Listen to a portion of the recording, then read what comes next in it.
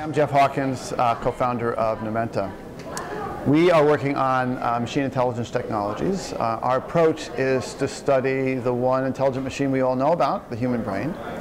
We are trying to figure out how it works. We're making great progress on that, the principles by which the neocortex works. And we're going to apply those principles to technology. And the end goal of all this is to make machines that are learning machines that are extremely flexible in the same way that humans are extremely flexible. We can learn almost anything.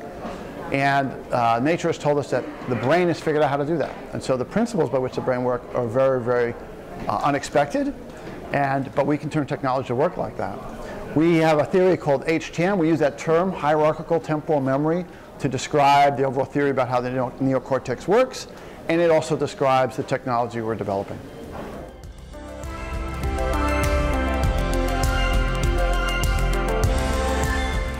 The impact of machine intelligence is going to be very profound. You can make a very direct analogy to the impact of computing. Back in the 1940s, they just started building programmable computers, and no one really understood what was going to happen. They knew it was important. They were building a universal computing machine, and we've seen the impact that it's had on the world over the last 60 years. It's just incredible, almost all beneficial. The same is going to happen in machine intelligence. Right now, we're at the beginning of building intelligent machines. Instead of being programmed, they learn. But it's the same basic impact on society. It's going to unfold over the decades coming forward that we're going to build machines of incredible capability, and it's going to be very, very difficult to know how we're going to apply them.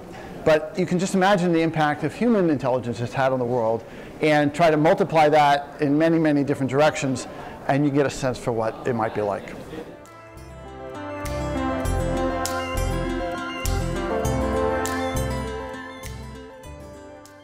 It's difficult to predict the future, but in 10 years from now, I think a few things would be very clear in the machine intelligence world. If you look at historically, people have been trying to build intelligent machines since the 50s, perhaps, and they haven't made a lot of progress. So you might just extrapolate and say, well, we're not going to make a lot of progress in the next 10 years. I don't believe that's the case at all.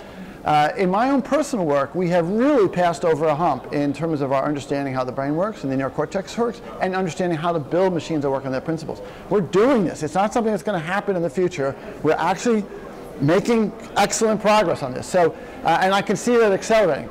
Exactly what's going to happen in 10 years, I don't know, but my primary speculation would be that we will have exited a period of time where we're in right now, where there's a lot of different ideas, a lot of confusion about what machine intelligence is, and we'll have consolidated that into a more mainstream view. Just like computers went from a very messy, complicated world in the 1940s, but when you left that into the 1950s, we had our paradigm. It's and we've stuck with it for the last 60 years. We're going through that similar transition now, and that should happen in 10 years.